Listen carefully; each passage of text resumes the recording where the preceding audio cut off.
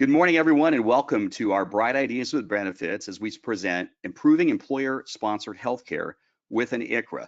Let me begin by making a few introductions. My name is Mark New, and I'm the Chief Executive Officer and co-founder of Ascend Health. We'll tell you a little bit more about what we do in a moment. But joining me as part of our distinguished panel is Jessica Napier, or if you're in France, I believe it's Napier, right, Jessica? That's correct. So she's a human resources guru and consultant. She'll be contributing a lot of perspective for you as an employer today. And then joining me also is my friend, sometimes golfing buddy when he's back up here in my neck of the woods, but also the guy that introduced me to the ICHRA and its extreme value and how we started putting it out there. Please join me in welcoming Brooks Knoll, who's the founder and president of Cafe Health. Brooks, say hello. Thanks for having me today, Mark. Well, we're going to get started as we all join together today, talking about how we go about solving the challenges of group benefit plans through efficiently administered individual employee choice. Boy, that was a mouthful. I'm going to say that again. Solving the challenges of group benefit plans through efficiently administered individual employee choice. Sounds like a tall order, but it's really what we're going to be unpacking. So first, Jessica, if you don't mind, why don't you start with telling us just what's the problem with group plans? Why is it that all these employer groups today and each of you as HR consultants and HR people, employers and CFOs and everybody, why are you on this call today? What's the problem with group plans? Well, thanks so much, Mark, because we get to this place every single year, and you get that lovely email that says it's time again to start with a new process, right? It's open enrollment time, and so you all get together, and you have your broker go out. They come up with these lovely numbers and they bring them back to you, and you look at them and you think to yourself, how are we going to continue to do this? So with these group plans, you're looking at increased skyrocketing cost every single year, year over year. So it becomes not affordable for the employees, which also shows lower participation for your overall group. It becomes a struggle to, control the cost overall. Additionally, it's a struggle for us to look at look at what's the best thing for our employees. So all of these things together get us very nervous when it's that time of year. So it has an impact, obviously, that's in many ways unsustainable. Right. You've got it. It's the right word. It's unsustainable. We keep looking at how do we change it? What can we do? And so we love new ideas, and we love thinking of things in this space that could actually help us to perform better, because we can't continue to go down this road in the same way we've always done it. I think we had a pause. I think we had a pause there, Jessica. Yeah, so it's basically like you just can't, the definition of insanity, right? Absolutely. Definition of insanity, doing the same thing over and over again and hoping for a different outcome.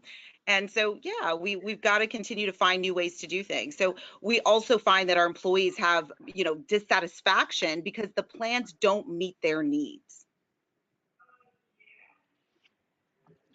Yeah. So Brooks, I know you've seen this a lot, and Brooks, as he introduced me to the ICHRA, he just said to me, he goes, Mark, you've been a group broker for over 20 years now, and within your book of business, you probably work with a number of these industries. So he just highlighted these, but what is it about these industries, and why do you think they struggle more?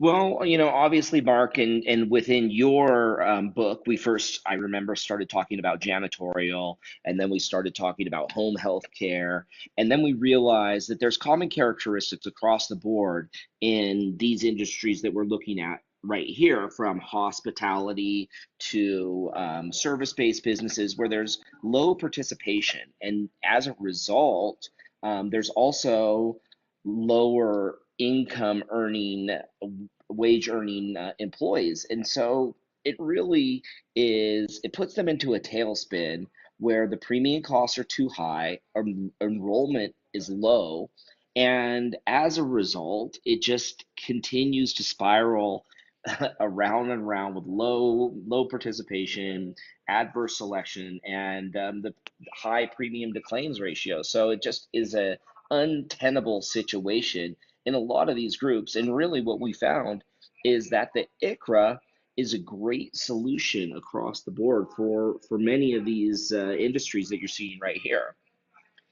And so what is this ICHRA? Yeah, what Yeah, is, yeah, what does it mean? absolutely. You know, it's like a lot of people look at it and they're like, the ICHRA, you know, they hear it, they're like, what does this mean? The ICHRA, pronounced ICHRA, is an individual coverage health reimbursement arrangement. And a health reimbursement arrangement is something that obviously a lot of brokers have been using for a long time. The difference here is that you take that defined contribution and participants then go and choose their own individual coverage. So we have an individual choice with a defined contribution, and it's fully ACA compliant and provides really more choice for the employees and cost containment for the employer. And there's no participation requirement. So it really is an amazing solution, especially when we're speaking to those industries that we just highlighted. Well, I think with that exclamation point on the end of that last bullet, it kind of really does highlight that on purpose, right? There's no participation requirement. Like that's great. Because I know as a broker, I just never could find a way. There was no way, no amount of like claims management, wellness, health fairs, plan design, any of those things that really got me out of that tailspin where once I was in it, that low participation continued to drive the high premiums. And like you said, I just couldn't get out of it. So the no participation requirement kind of gives you an exit ramp off of that road to nowhere or road to higher costs, right? So why is this catching on so much? It seems like it's becoming a thing. Yeah, I mean, obviously, the fact that it's ACA compliant and also allows choice and cost containment is really kind of the sweet spot that appeals to a lot of people. But as we've seen, adoption has continued to increase across different groups. A new report by the HRA Council found that U.S. employers' adoption of ICHRA has increased 29% between 2023 and 2024. We're seeing a massive adoption by the ALEs, applicable large employers, growing by 84%. And so, really, all of that is just echoing the advantages that people are seeing that are driving adoption, which is cost containment, better choice for the employees, also, lower administrative burden. And so, that these are things that I'm sure, Jessica, you see in your space as an HR professional as well. Absolutely. I mean, these are important facts that we need to in order for us to retain employees. We've got to be able to have some flexibility and customization so that the employees feel like, hey, this is about me. And the employer also wants that flexibility to be able to make different decisions. Well, and then the Right. predictable cost control seems to be a big part of it. I know as a group broker, I'd walk in and it was just always like, yeah, we were trying to make the employees happy. We wanted to make sure that as the employer, they had that goodwill, good faith, all that.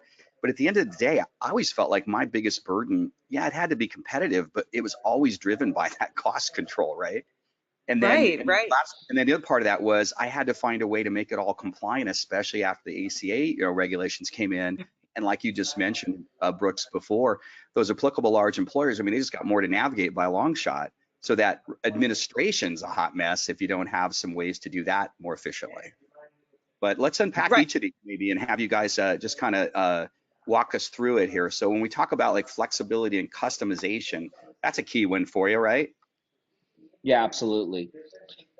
And the tailored solution for each employee, from our administrative standpoint, there are seven common classes, but also you can class out by age. And you can retain smaller group plans for executives or managers. So there's really a lot of flexibility with the ICHRA, and the contributions are adjusted per class to meet their diverse needs, and that could be for seasonal or regional, and also integrates easily with ACA compliance and affordability requirements, because obviously you're offering it to all the employees with that defined contribution, and that meets your ACA Part A requirement, which is takes a big bullseye off of the organization with regard to compliance. Yeah, and I know we're going to talk a little bit more about the compliance for even how you can make that affordability on kind of that third bullet there, those ICHRA contributions. You can you can be kind of strategic about it, more at an individual level on how you want to, spend your money for your compliance costs. So I know we're going to unpack that in a moment. Let's talk a little bit more about like the employee empowerment. Jessica, I know that you've just continually said every time you're consulting with an HR group of any sort, the key thing is it always comes back to not just the employee empowerment, but how that affects retention, how that lowers the cost of attrition, all those kind of dynamics. So how do you see this really like creating such a benefit? And you said it earlier in this already today. Some people perceive the ICHRA, and I've had these conversations with employers. They perceive the ICHRA as though they've just thrown their hands up and they're saying, "Oh, we're over it. We can't do this group thing anymore. We quit. It's all on you. Here's some money. Go do your thing. We don't care." And you've created quite a different perception, or kind of broken through that myth or that paradigm. So unpack this a little bit for us, would you? Absolutely. Well, typically, most plans that employers look at and develop and spend a lot of time, getting in place in their organizations really are focused more on employee-only coverage. They're not really thinking about the employee and their family because the cost continues to go up, so they can't control it. Mm, With this change and with this way of looking at it, it allows us to be like, here you go. What is going to meet your needs as an employee? What's going to benefit you and your family, which is the key, in the best way? So it allows the employee this great, it empowers them to find things that are really going to work for them and their families, which makes the employee happy, and they stay longer because they feel taken care of in a different way. It allows them to make plan decisions for themselves. And typically, an employer may have one, two, three, and let's be honest, when you have three plans, it's a lot of work on the employer, but it probably is not benefiting the 90% of your employee. By looking at this type of a solution, you're solving so many things, right? Because you're able to solve the employee's part, and you're able to solve the employer's portion, which is how do we have a lot of different plans that meet all of our employees' needs? Well, guess what? The employee is going to get to choose that. You only need to do one thing, which is go with an ICHRA solution. So basically, by them providing this employer contribution each month through the ICHRA, now the employer has said, "Hey, I'm going to fund your choice so you can make a more specifically tailored coverage decision based on your individual or family healthcare needs and budget." And then by going to a portal like the Ascend Health portal that has all of that comparative tool in one spot, now if they want any of those carriers or other ones, or they want an alternative healthcare plan, they can look at that and have all of that choice in front of them, and then use their ICHRA dollars, Brooks, to just easily say, "That's what I'm getting. I'm attesting that that's my plan, and that's how I'm getting my contribution." So choice is great. I'm going to go ahead and just take this next one here. So this is a specific case study that I had that Brooks helped me with. So I want you guys as employers to hear this, and just maybe you'll identify this with your group. So we were talking about applicable large employers, and I had one. They were in the janitorial custodial space, as Brooks mentioned earlier. That's kind of where we cut our teeth, if you will. And this particular group had 310 full-time employees. They offered 3 plans, but here's the thing: only 32 people enrolled in the medical plan. So yeah, a lot of them were leadership, management, ownership. But there were some other ones too that were just part of the staff, and they had, health issues or whatever, so they just went for it because they had to have some kind of health care. But there was extremely high premiums. It was just close to $700 per employee per month for their kind of base median plan. And that was obviously just crazy expensive. So the participation, as you can see there with 32 enrolled, was a train wreck. So what that looked like, you only had 10.3% electing benefits and 89.7 saying no thank you. And the reality is, when you're in a situation like that, because of that adverse selection, we saw it. The carrier in this case, and I'm not trying to bash them, it's just, they've got to make their math work too, was a Sierra Nevada, which is the United Healthcare version of care, obviously in Las Vegas area where these guys reside. And so when we did that after the ICHRA adoption, what we did is then we had the little graph keeps, our pie chart keeps resetting, but just pay attention to the bullets there. The ICHRA was offered to all non-management employees. 48 enrolled and received their ICHRA contribution. 112 qualified for an ACA subsidy, so there was no ICHRA paid out on that. They waived the ICHRA, went for the subsidy. The employer was 100% compliant because they offered it, at an affordable, 9.2, or in that case, it was a different number, but of the affordability factor of the lowest cost silver plan. And they still retained a smaller executive management group plan with United Healthcare, the Sierra Nevada plan, and it was retained at 32% decrease in rates, but it also had so many less people on it. So they saved a ton of money on this executive group plan, but they also were able to get more people to enroll. And Jessica, when I shared this with you before, this particular story that Brooks and I did, you mentioned, there's more to the story than just the savings of the group plan or the people going to the ICHRA. There's more to it as it relates to engagement and retention. Do you want to speak to that just a moment?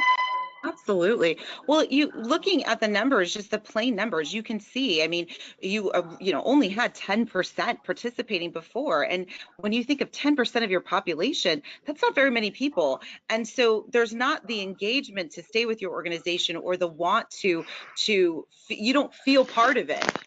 And then after you implemented the ICHRA, you get a huge difference. Like you have more, you're 56% of these people are enrolled in a benefit program. So their engagement in coming to work and being at work has increased significantly. And then if you add in the fact that you still have a plan, you're in the high 89 to 90% of people participating in their health for the future. Huge engagement, amazing performance overall, and that really helps you. The more engaged your people is, the less turnover you have. So that empowerment is also kind of almost synonymous with the engagement, and I like that you brought that to our attention as we were going through this, because I thought, a lot of times as a broker, you deal with the big cases, and you're doing like voluntary benefit stuff. There's these studies that talk about the attrition cost and stuff. But I think for a lot of healthcare brokers, and I just kind of confess this for myself, is I didn't really always have my eyes on that cost, but I know all of our HR people on the call today, you guys know what that costs you. So again, that employee empowerment's a big deal. But now going to cost and the predictive cost control, one of the phenomenal advantages of this that Brooks pointed out to me early on was he's like, Mark, once you get this cost in place, it's fixed. You don't have to worry about it going up unless you want it to go up. But here's a myth I want to just explain. This is predictable cost control. And again, walking in as a broker, and the number one thing I try to manage is obviously the competitive value of the benefits on a group sponsored basis, but then trying to manage that cost. So here's an interesting thing. The average annual contributions to premiums for families, and this is 2024, for families it went up 7% last year increase, and for individuals it was 6%. Now that doesn't sound all that bad, but when you look at that third bullet down, these hikes represent some of the most significant in over a decade, with family premiums raising by 24% since 2019 and 52% since 2014. That is an unsustainable trajectory. I mean, I wish my net asset value of all our mutual funds and stocks went up like that, right? That'd be fun. But it's crazy. And here's the thing: you as the employers, all of those of you that are employers and HR folks on here today, you or your companies have largely absorbed these higher costs with their contributions increasing accordingly. But we all know it's unsustainable. So that's the issue. But here's the myth. I did not know this until we did some very intense research on it through a variety of different sources, Kaiser and some of the others, Milliman and such. What cost more, individual or group healthcare plans? I mean, you can look this up on ChatGPT if you want to spend a quick 5 minutes having some fun. But for individual health insurance plans purchased through the Affordable Care Act, the ACA marketplace, the average monthly premium is $477, totaling $5,724 annually. So that's a lower number than the number I just showed you, right, for the group plans. And it won't always be like that, but right now there's three main factors that contribute to this, and I think it dispels the myth that is employer-sponsored group healthcare plans always provide better value as far as the competitive value of the benefits. You could probably still argue that as far as networks and such go, but the cost of them is better. Well, not last year. And the reason why is, first point there is there's a risk pool composition. The individual market now has attracted a diverse enrolled base, including a significant number of healthy individuals, younger. So this broader risk pool helps stabilize those premiums. Then you have regulatory measures where state level initiatives such as reinsurance programs have been implemented. And that's to mitigate the premium hikes in the individual market. So that helps kind of, stabilize it as well. And then you have just market dynamics. And that's just, individual markets have seen increased competition amongst those insurers. So it's contributing to a more moderate premium increases because they're trying to be competitive. So with that, we've got some market factors, risk pool, and regulatory measures that are helping reduce or keep lower that individual healthcare option. So when you give your employees money or provide that through contribution that's predictable through that monthly amount, now you're not really taking away a value. You're actually giving them access to more choice that might even be less expensive. So let's talk about this predictive cost control. Brooks, you want to take this and just kind of tell us about the different classes and all this? Yeah, absolutely. So as we mentioned before, we do have the 7 common classes, and also you can also class out by age, and the predictable cost control comes in first defining what you're going to pay or what you're going to contribute for each class. And again, that way you don't have exposure to any claims costs. You know what you're going to outlay financially for each class. You have no exposure to any rate increase. Some other things that we actually haven't mentioned is or we mention it, but it's a little bit more of a nebulous cost control. But that's also the lowered administrative burden, the less work that's going to be done by the staff to administer a group plan. And you only pay for employees that accept the ICHRA contribution. And so if they qualify for a subsidy, they can opt out of the ICHRA contribution, receive the premium subsidy, and it's probably better value for them. And so you can still be ACA compliant as an applicable large employer based on the affordability calculation of your monthly contribution per class. And so when you look at all of these things combined, it just creates a better process to contain your cost as an employer. When I saw all of these as a broker, and I said to myself, if I can bring this to an employer group, why would they say no to it? And it really wasn't like I had an agenda, like, oh, gee, I want to go sell ICHRAs instead of traditional group plans. It was really a matter of saying, I need to provide something else that can help them solve this problem that I haven't been able to solve. So I loved all these different components to it. And I think it really does summarize that predictable cost control. But there's other things too, and you just mentioned a little bit of it as we talk about the compliance and then the administration. So let's unpack this. Jessica, I know that you do a lot of consulting on the ACA. We do it as a broker, just trying to help it, from the affordability of the benefits and the minimum value of those benefits for penalty A, penalty B. You want to just unpack this as you talk about, obviously, making sure people are being compliant. And I know for most everybody out there that's listening to this, you've been dealing with this for years. So we don't have to spend a ton of time on it, but let's just quickly review.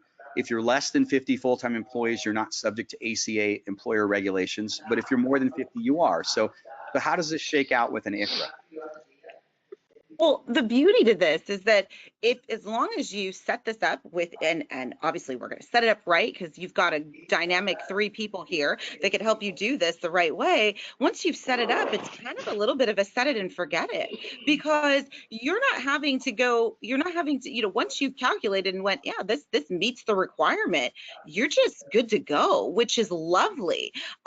We've not had that flexibility before to make sure we've got this. So your monthly ICHRA contributions, once they're, like I said, once they're set up, you're going to be able to do, you make your payments as an employer. It's one thing, you're doing one thing, and it's beautiful.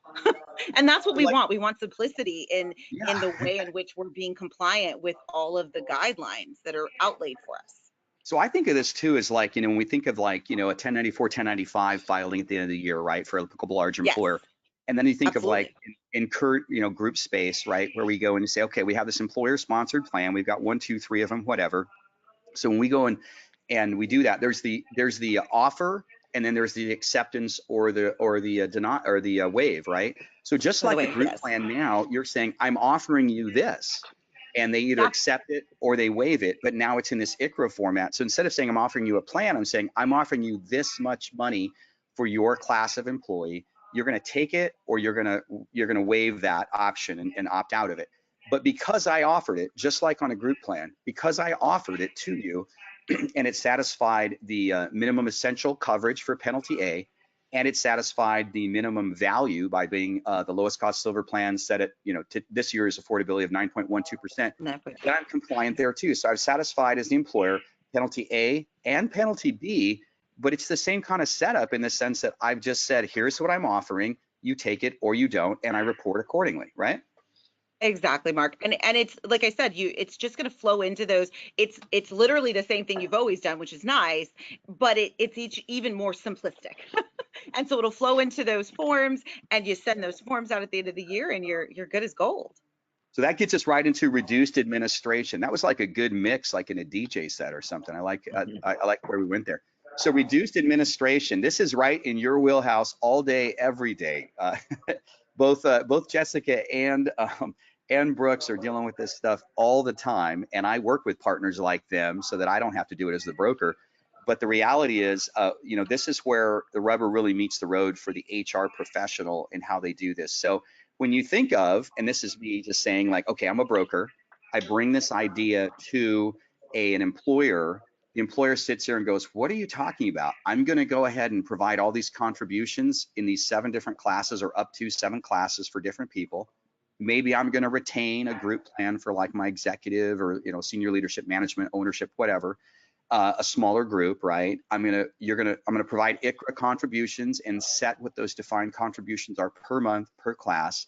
So I've done that, and that's not a real heavy lift, but it creates a little, it requires some, some perspective on what am I doing, why am I doing it, for whom am I doing it, right? But then after Right.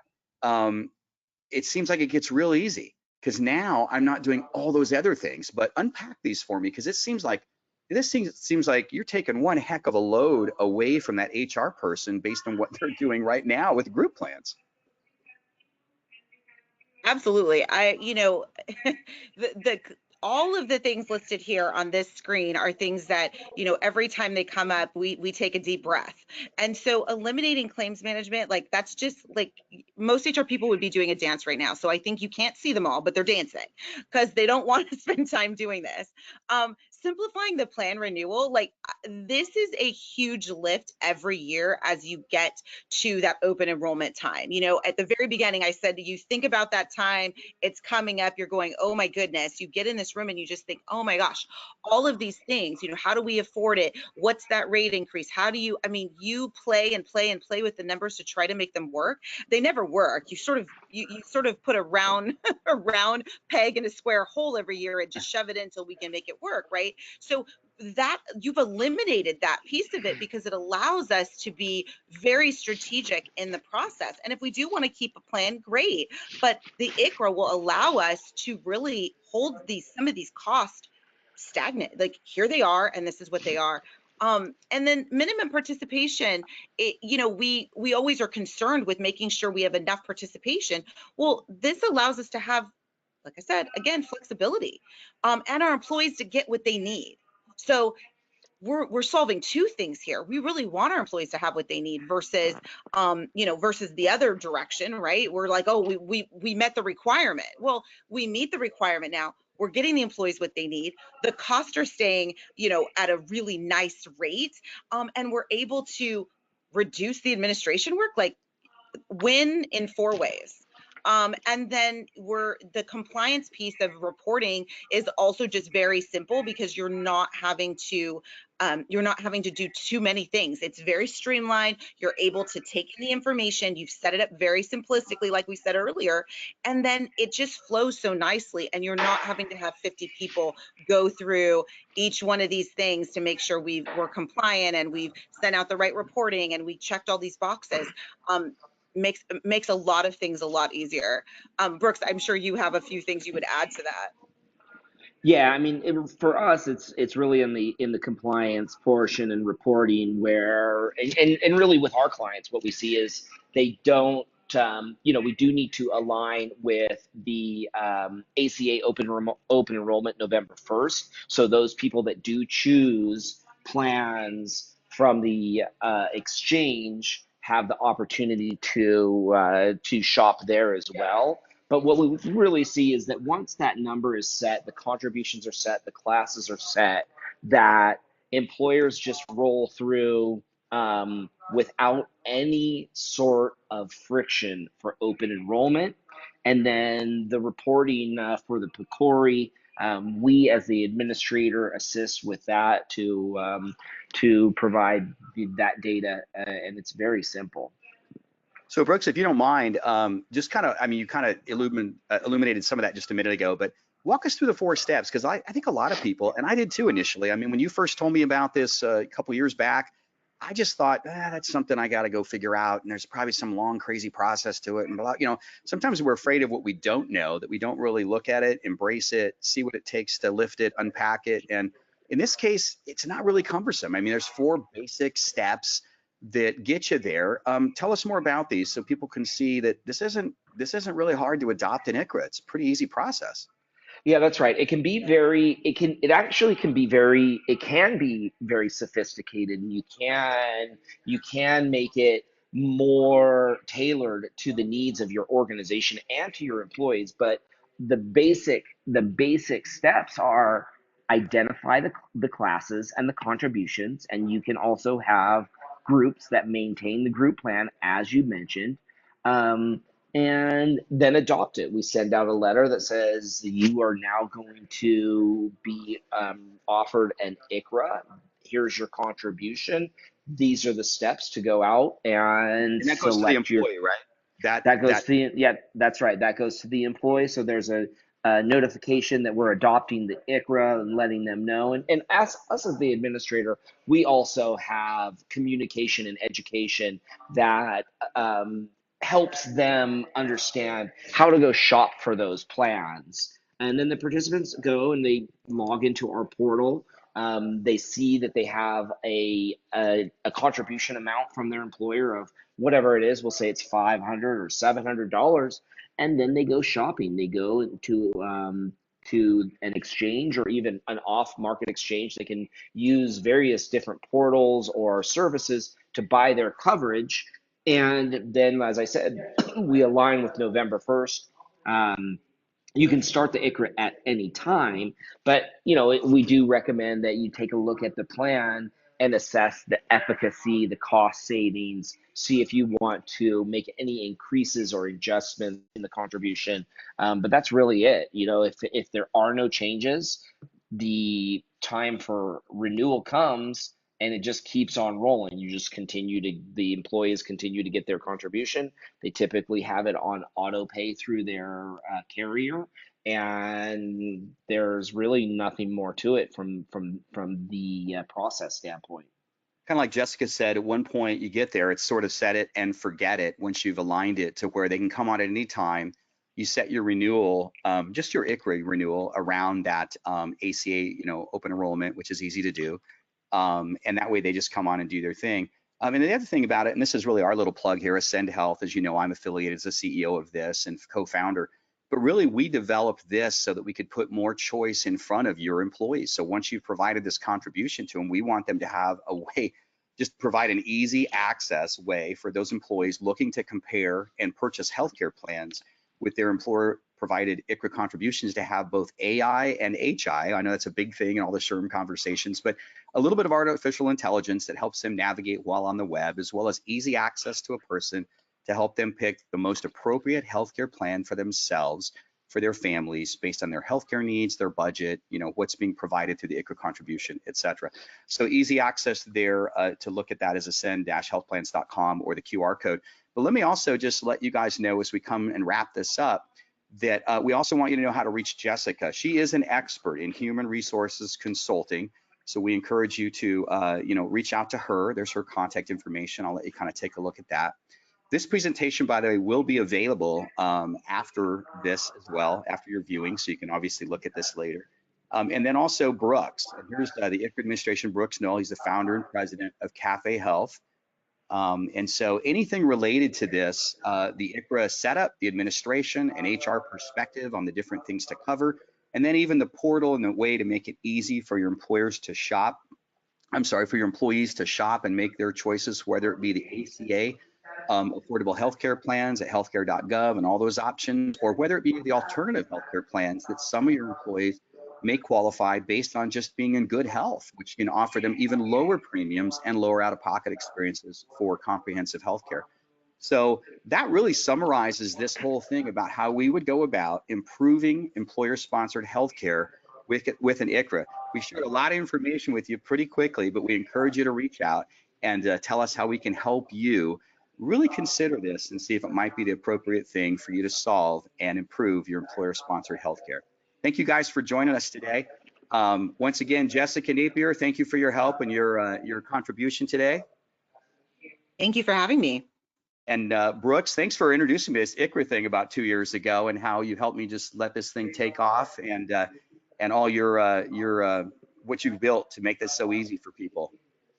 Absolutely, Mark. Thank you for having me today. And if anybody that's watching this has any questions, I know everybody always has a specific scenario that they're curious about. And Jessica, Mark, or myself are happy to field those questions. So please, by all means, reach out. And thank you very much. All right, everybody. Have a great day.